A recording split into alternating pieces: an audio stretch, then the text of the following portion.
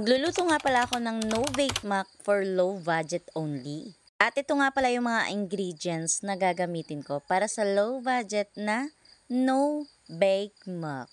Simulan na nga natin dito sa pagigisa ng bawang sibuyas. And then ito na nga, nilagay ko na nga yung giniling na nasa lata for low budget.